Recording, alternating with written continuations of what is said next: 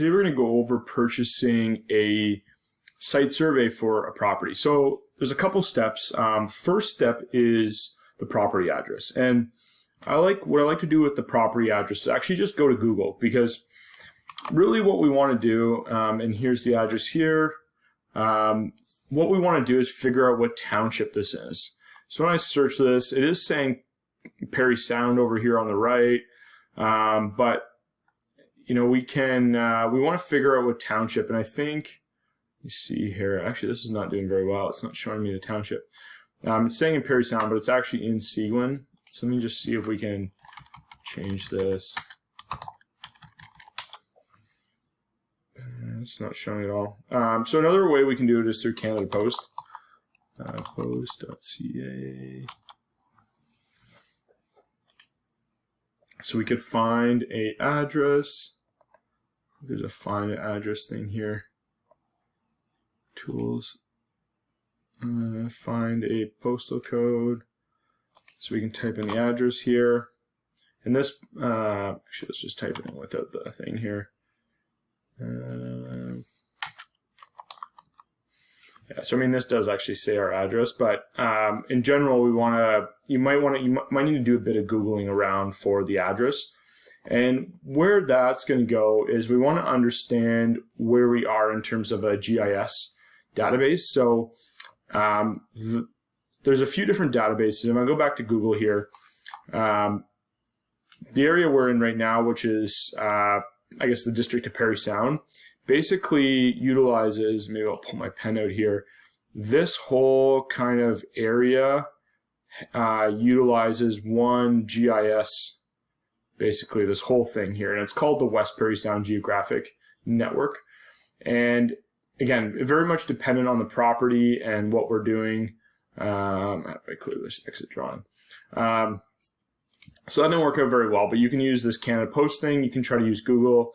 This showing up Parry Sound, a bit of a problem, but the next we want to go to the geographic network. So in this case, I'm doing, again, like I said, West Parry Sound Geographic. If we were kind of below that line, we'd be in the district of Muskoka. And then if beyond that, what I usually do is just type in, name of town and then GIS and try to find that. So in this case, we can go Seguin, GIS. And if we look down here, let's go to Seguin, Ontario, GIS. And actually it shows up West Parry Sound Geographic Network here, but if you go under Maps, GIS, Seguin, this links to a GIS map as well. And so a lot of towns, if they're part of a collective GIS thing, they will show that on their own website. There are some that don't have GIS, but generally most do. And so you can see, this is that area that has it. You can see Muskoka down here, East Parry Sound, Sudbury, Nipissing, Haliburton, Kawartha Lake, Simcoe. So those are actually some other big GIS pieces they have.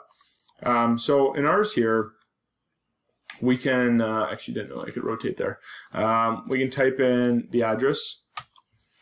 And if this is too specific, maybe we go take off there. We have one civic address. We click here and it takes us to that property.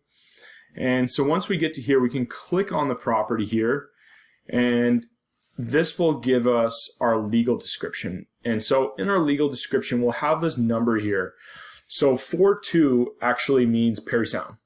Muskoka is 35, and that's the extent of my memory for some of them, but they're basically, 42 is like the area in the Land Registry Office of that. So now what we want to do is we want to take this 42 number here, and what I often do is I'll copy this whole legal description and bring it over to our Notion page, and I'll just paste all this information in so that we can obviously have it saved and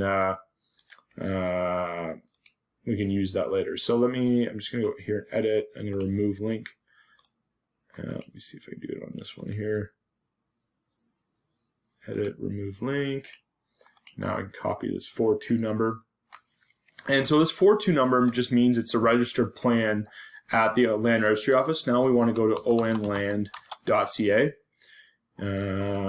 onland, just type that in Google.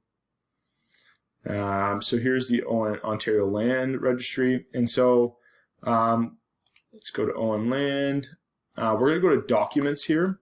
But before, we need to select location. So, if I typed in Seguin in here, Seguin's going to come up as 42. You can see the 42 number right there.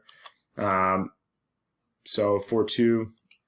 So we can go to documents here. Instruments, plans, and evidence is where we want to go next. And now we can type. I just switched browser there. So now I'm in Firefox. It was just kind of spinning. So now it added to our cart. We can go here and click checkout. And we can click checkout again. And it's going to want us to sign in. So we can sign in here. I don't know why it's not letting me sign in. All right, let me copy my password over.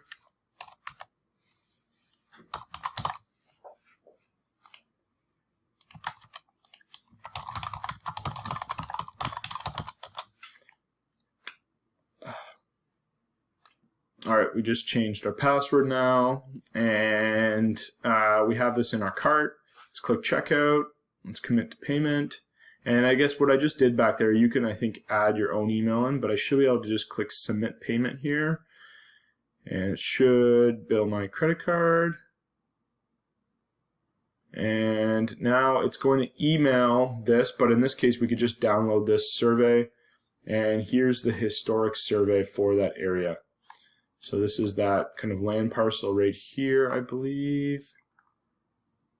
Or no, I think it's actually this one down here. One of the two, anyways. It's so that's the property there. That's the survey, and that's how you purchase that from the Land Registry Office.